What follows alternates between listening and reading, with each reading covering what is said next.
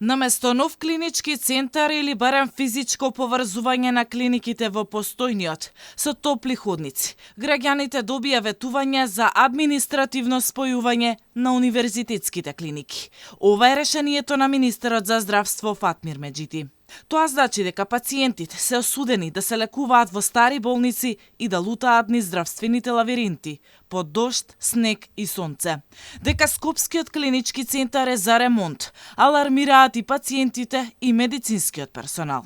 Дали Меджити ќе успее да ги спои клиниките во една целина која ќе ја раководат еден или двајца менаџери? Ова беше едно од првите ветувања на министерот по стапувањето на функција пред 10 месеци. Тој се уште стои позади планот, но времето е се пократко. Дел од докторите се категорични дека рокот до мај клинички да функционира постаро како една здравствена установа е многу краток. Според професорот Никола Пановски, пречка ќе биде политичката одлука бидејќи е период на предизбори. Ние сме веројатно единствена установа која нема клинички центар. Ние фактички немаме клинички центар. Ние го погребавме клиничкиот центар. Ако некој од странство дојде да разговара со некого, нема кој да го, тој нема кој да го представи. Треба да има човек кој е директор на клинички центар или председател на управен одбор. Тоа е, мислам, невидена работа. Понатаму самото име кое го носи, не знаеме како се вика. Некои го викаат кампус клиники, мислам, што е кампус клиники Мајка Тереза. Само нејасно е, треба да одговори власта, што беше причина 7 години, што не го спроведува тоа што е во стратегија, тоа што е во едната програма, во другата, мрдна со прст.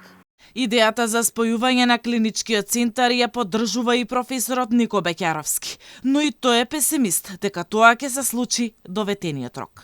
Непотребните управни одбори, 30 и нешто клиники по 5 луѓе, па вторите економски директори кои што реално не го оправда со ништо своето постоење, така што идејата како идеја, мислам дека нема вработен во клиничкиот центар кој што не ја поддржува. Реално мислам дека веќе нема време, така што секако дека пред избори оваа работа нема да се заврши, меѓутоа апел и до една влада која и да биде, ако сакаме да имаме пристојно здравство, а тоа е терцијално средено здравство, мора да се тргне од клинички центар. Според експертите, време е да се намалат трошоците за посебни управни одбори и директори на клиниките. Мислам дека предолго веќе дозволивме да живееме со премногу директори на премногу мал простор, да се менаџираат дејности кои што се практично слични една со друга. Тоа менаџирање може да се направи многу поедноставно на принципот на кој што тоа беше организирано пред, мислам, 2008 година беше кога практично и се воведе новиот систем на практикување на таков менеджмент со 33 клиники, 33 организацијски директори, медицински директори, управни одбори и така натаму. Прво е нерационално трошење на средства, затоа што тие средства може да се пренаменат за друго. Спојување на клинички најавуваше и Венко Филипче. Потоа, реорганизација на најголемиот клинички центар, како приоритет му беше и на Беким Сали. Речиси 14 години сериозни ветувања имаше и за проектот Нов клинички центар. Многу министри и предизборни ветувања, физибилити студии, па дури и сечење црвени ленти. Но изградбата на Нов клинички центар не е ниту на повидок. Капиталниот проект кој што се најавува години наназад останува само на хартија.